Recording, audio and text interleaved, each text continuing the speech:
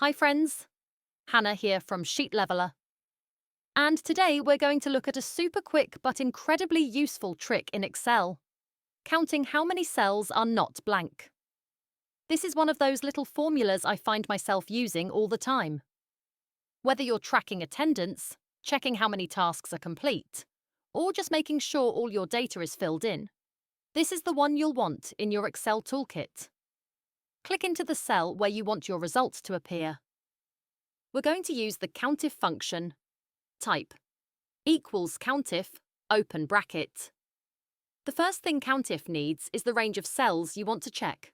So I'll select my list here, all the cells I want Excel to look through, and then type a comma. Now comes the clever part. To count only cells that are not blank, our criteria will be less than, greater than, inside quotation marks. Why that works? In Excel speak, not equal to means not equal to.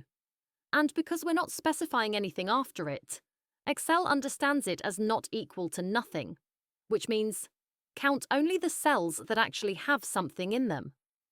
Close the bracket, press Enter, and there's your count. You've just told Excel, count all the cells in this range that are not empty. Pro tip: this works for text, numbers, and even dates.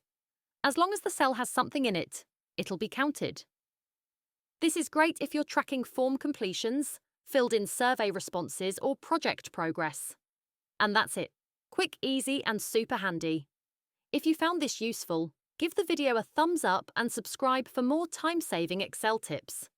You're doing brilliantly. Excel really isn't as scary as it looks once you know these little tricks.